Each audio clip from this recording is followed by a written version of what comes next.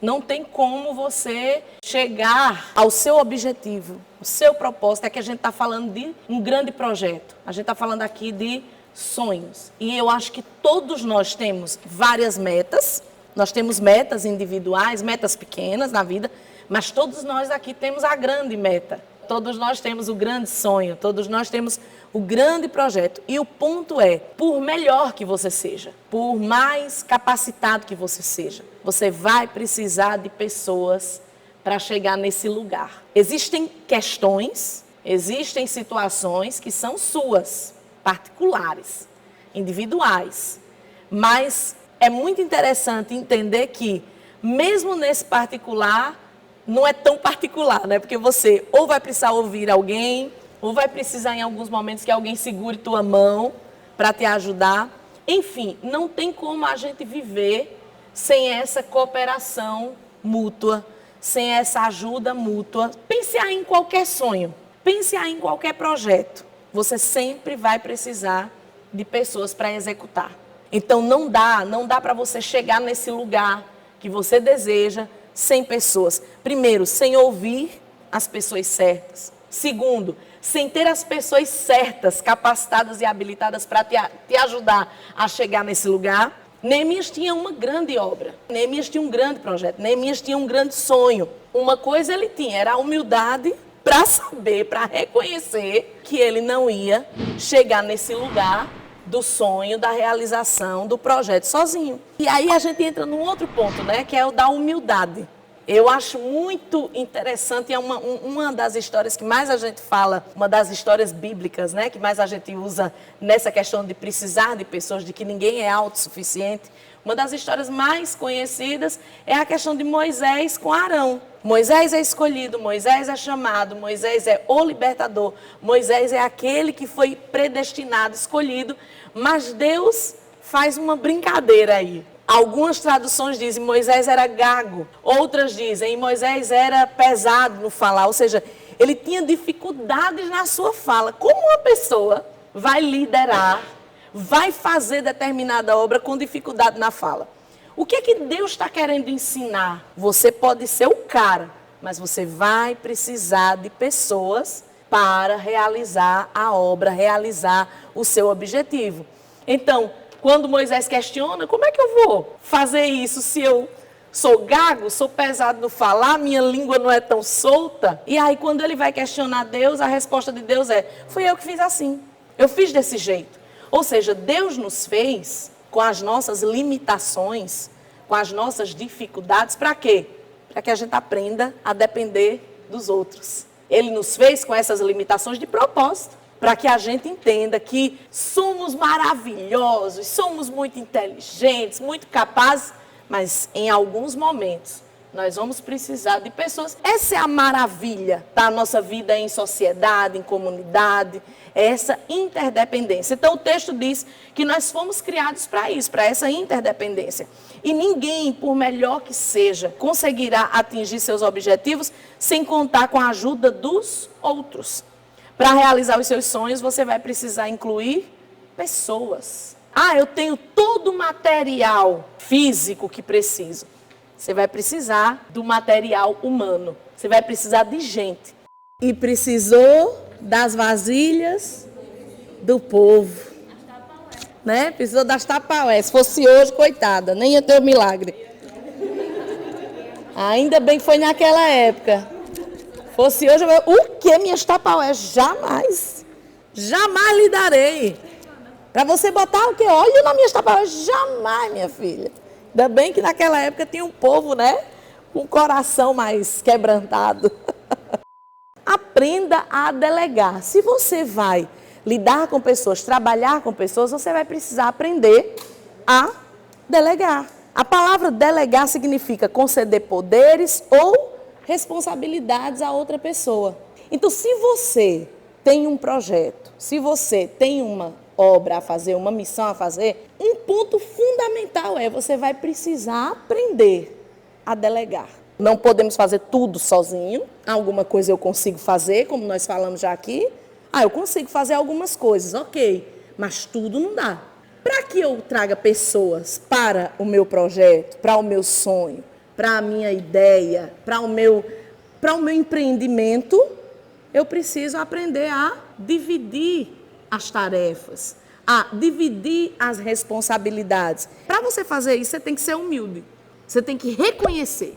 Porque humildade é reconhecer essa limitação. É reconhecer que você não pode tudo. Porque uma pessoa soberba, uma pessoa arrogante, ela não vai aceitar. Ela sempre vai encontrar alguma desculpa para se colocar acima, para se colocar como autossuficiente. Essa questão de delegar, o significado disso é muito interessante. Outorgar poderes, né? Eu vou passar, é como uma procuração. Eu trabalhei no cartório há alguns anos e a procuração, esse instrumento chamado procuração, é muito interessante. A pessoa chegava no cartório e ela dizia, olha, eu quero fazer uma procuração para que essa pessoa resolva tal coisa para mim. Delegar funções, delegar tarefas, não é também você pegar todo o seu peso e colocar em cima de outra pessoa. Em muitas empresas, a gente vê isso acontecendo. Existem chefes, gerentes, supervisores, que eles pegam uma pessoa, geralmente é a pessoa mais qualificada do local, geralmente é aquele funcionário que mais se destaca. Ele pega aquela pessoa, ele passa toda a responsabilidade dele para aquela pessoa, menos o salário, é claro.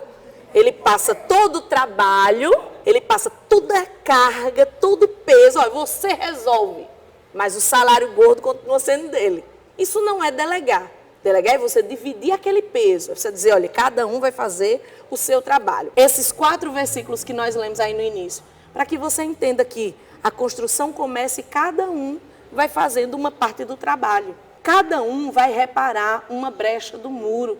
Cada um vai levantar uma parede específica. Começa pelos sacerdotes, depois pelos maiorais, né, os líderes do povo, e o povo comum. Cada um vai reparando. Geralmente, a reparação começa a partir da casa de cada um.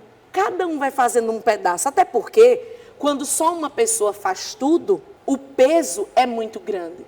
E quando eu pego o meu peso, que é muito grande, e coloco em outra pessoa, eu não estou delegando. Eu estou só transferindo um peso. Agora, quando eu divido as tarefas, eu estou aliviando o meu peso e o de todo mundo. O coletivo é isso. Eu odiava trabalho em equipe na escola. Porque na escola é assim, sempre tem os nerds e sempre tem os aproveitadores. Que diz assim, bota meu nome aí. Ai, que ódio me dava aquilo. Chega, ele não sabe qual é o trabalho, o assunto, ele não sabe o que foi, mas ele sabe que é de 4, 5 pessoas. Aí ele chega na hora de você entregar, bota aí meu nome. Aí sabe o que era que eu fazia para me proteger disso? Eu vou fazer só. Aí eu já dizia logo, não quero. Então eu era chata, que não queria fazer trabalho aqui, porque eu conhecia meu povo, que me rodeava. Quando era prova em equipe, quem é que já fez prova em equipe? Eu já fiz em dupla. Prova em dupla, sempre tem um que não estuda. Eu odiava isso. A dupla de um, abrindo um parênteses. Esse é o problema de você usar a metodologia sem, de fato, explorar o que está por trás daquela metodologia. Qual é o propósito daquilo ali? Não adianta só você dizer, vamos fazer um trabalho em equipe, se você não explora de fato a importância, a base daquilo ali. A base do trabalho em equipe na escola seria uma coisa maravilhosa, se os professores tivessem como fiscalizar. Eu nem coloco culpa totalmente nos professores, porque eu acho muito complicado também você fiscalizar como funciona, mas aluno, vocês sabem como é. Sempre vai dar um jeito de burlar o sistema. Como é que você sabe que você é velho? Você viu a criação do celular. Você viu do nada para o celular. Eu vivi esse momento lindo de, olha, surgiu o celular. Você anda com o telefone e era desse tamanho. E você andava com o celular assim, né? Você dava, oi gente, e aí você era tido como uma pessoa muito moderna, importante. A importância do trabalho em equipe é justamente isso que a gente está estudando, é você entender que você não pode fazer tudo só. E aí eu dou um testemunho pessoal. O fato de não ter tido boas experiências trabalhando em equipe na escola me tornou uma pessoa extremamente individualista. Tudo que aparece, aí não, isso aqui eu vou fazer sozinho, porque é melhor do que chamar alguém. E isso é ruim, porque você começa a ficar numa solidão e você demora para fazer as coisas, porque uma coisa é uma equipe com 10 pessoas trabalhando, outra coisa é você sozinho. Por mais ágil, por mais inteligente, por mais capacitado que você seja.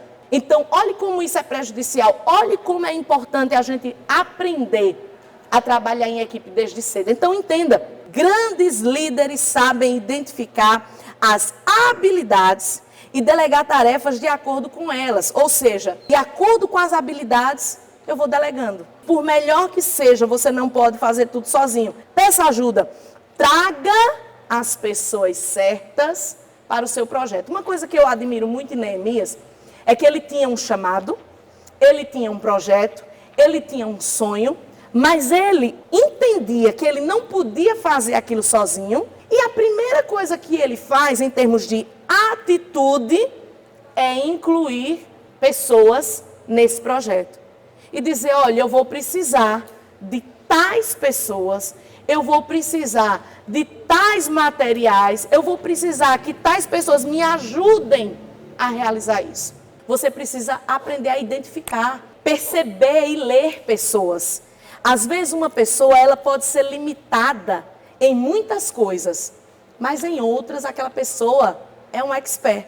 Pessoas extremamente limitadas em algumas áreas. Mas quando você coloca essa pessoa naquilo que ela é expert, naquilo que para ela é como se fosse tomar um copo d'água, aquela pessoa floresce e você recebe de volta um produto final fantástico. Então, nós precisamos aprender a ler as pessoas. Ler as pessoas e identificar a inteligência delas, a habilidade delas, vai ser fundamental para que você traga, lembre-se o que está dizendo aí, traga as pessoas certas para o seu projeto. Até porque não é só trabalhar em equipe, né?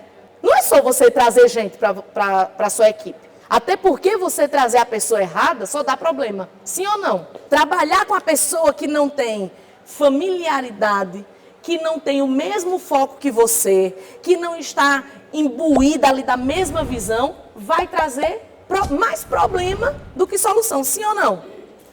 Então, não é trazer pessoas, mas é trazer as pessoas certas.